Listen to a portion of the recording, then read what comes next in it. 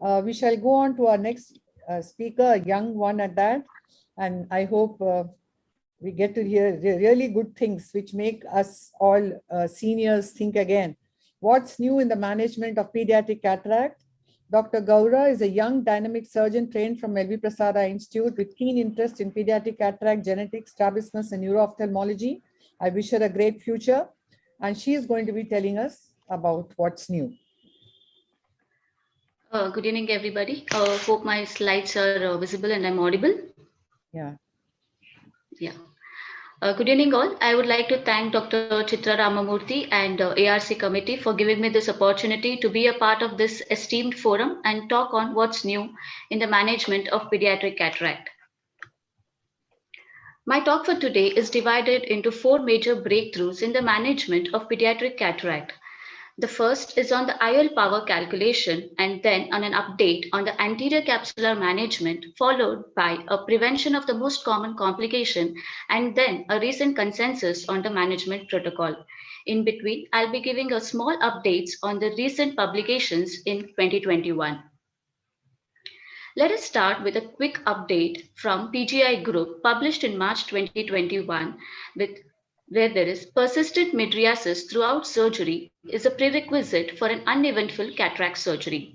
And use of topical mydriatics needs repeated dosing and it is time consuming and serious side effects of systemic absorption in children.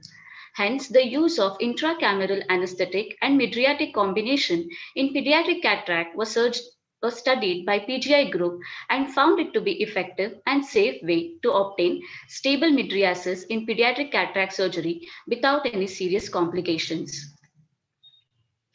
Satisfactory outcomes of management of pediatric cataract not only depends on the successful surgical treatment, but also accurate biometric measurement by IOL power calculation. Accurate IOL power calculation in pediatric patient remains challenging owing to the poor cooperation and rapid growth of the pediatric eyes. In addition, the biometric parameters such as axial length, keratometry, anterior chamber depth are significantly different compared to adults. And the various intraocular lens power calculation formulae applied in pediatric patients are derived from the theoretical model from the data of the adult eyes. Our in-house study in 2012 compared the accuracy of IOL power calculation formulae available then in children less than 2 years of age had showed the absolute predictive error with SRK2 formulae was significantly better compared to SRKT, Holiday, and Hoffer-Cube. While a recent publication in 2020 compares the 4th generation formulae as well, and this was studied by Chang et al. And they had concluded that in children younger than 2 years or with axial length less than 21 millimeters, SRKT was relatively accurate, while Barrett and Haigis was better in children older than 2 years or with axial length more than 21 millimeters. A continuous curvilinear capsulorhexis is a prerequisite for IOL centration and an optimum visual outcome. But manual rhexis in children has a steep learning curve owing to the elastic nature of the capsule. Hence, there are various alternatives undertaken by the pediatric ophthalmologist, such as the vitrectorhexis, 2-incision push-pull technique by Dr. Ken Nischel, use of fugoplasma blade, and femtosecond laser. A new innovative technology by Minosis of California was developed called as precision pulse capsulotomy, which consistently produces a circular, accurate, strong, and well-centered capsulotomy. This device consists of a console powering a disposable probe and a tip with a ring made of nitinol. This ring can be easily collapsed and inserted through a minimum of 2.2 millimeters of corneal incision.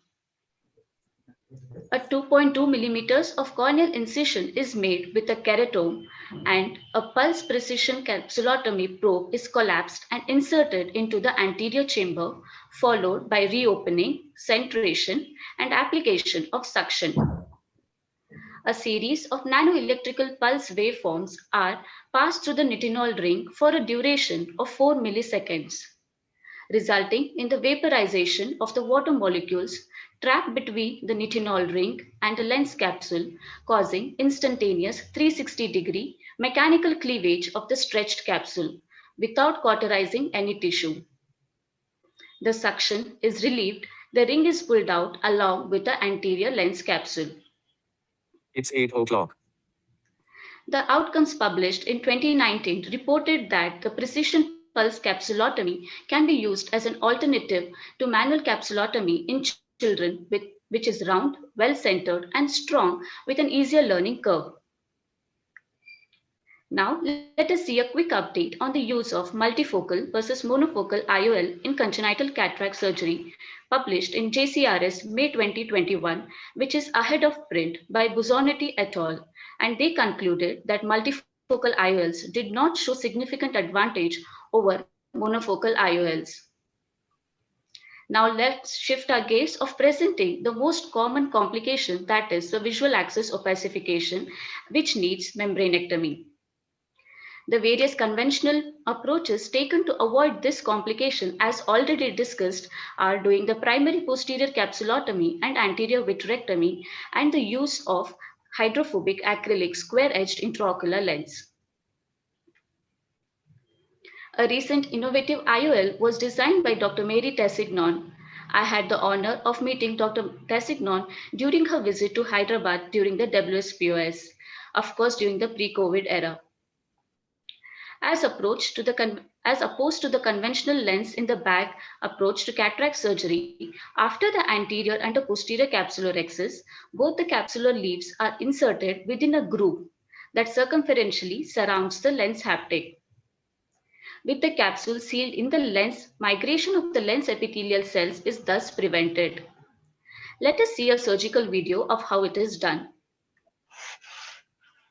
In this case of a total cataract, the anterior capsule was not stained as the anterior capsulotomy was planned by using the Z2 precision pulse capsulotomy.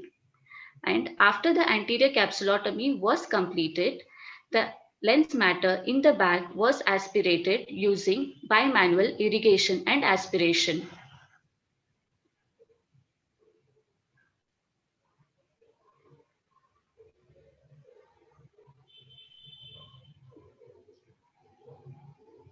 Once all the lens material was cleared by using and the polishing was completed, the primary posterior capsulotomy was initiated using a cystitome and then completed by using a pediatric plexus forceps,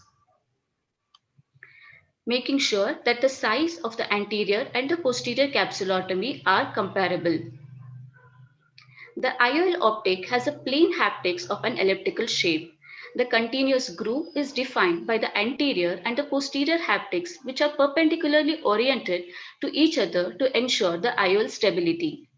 The bag in the lens is injected and the lens positioned on the top of the anterior capsule with the longest axis of the posterior haptic at 6 and 12 o'clock position and gently nudged behind the posterior capsule such that the anterior and the posterior capsules are engaged in the IOL groove.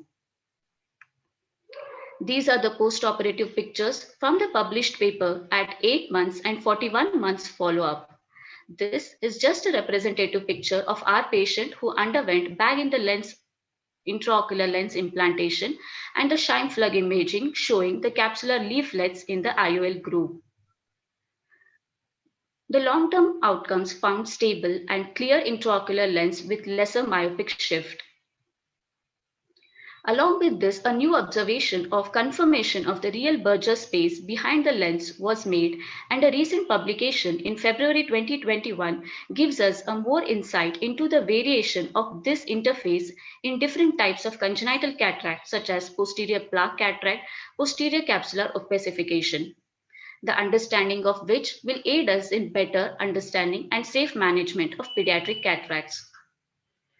With so many ongoing research and updates, a Delphi study was conducted by Dominic et al. And are still at the consensus that visually significant cataract are to be operated at 4 to 6 weeks of age for unilateral and before 8 weeks for bilateral cataract respectively.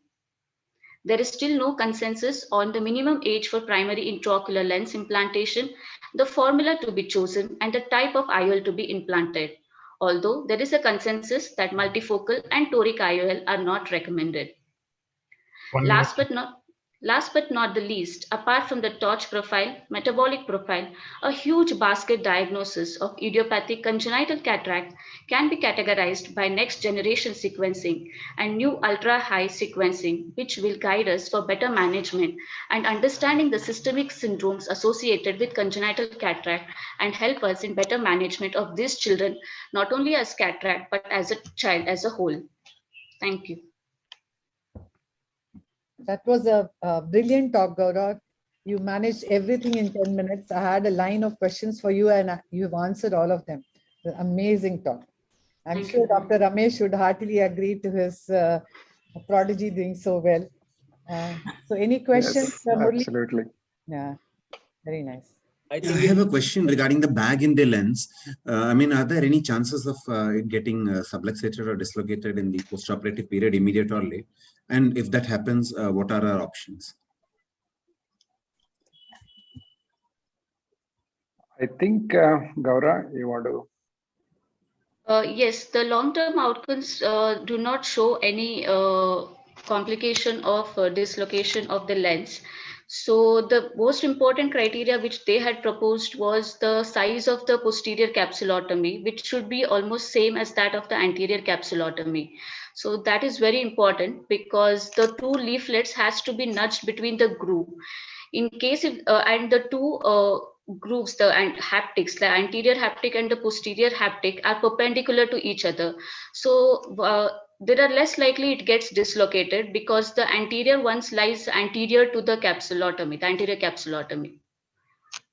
Okay. So as long as intraoperatively you don't have any problem, it should not be a problem only, because when it goes into that groove 360, it's no way it'll kind of destabilize unless it's a significant trauma in the first week or so. It should not. But it's the tricky situation in that lens is to put it along the groove, because your size is the crucial thing. So if the size is different, you cannot use this lens. You will have to change your plan. No, you can't even do it at the primary thing, you know. Good.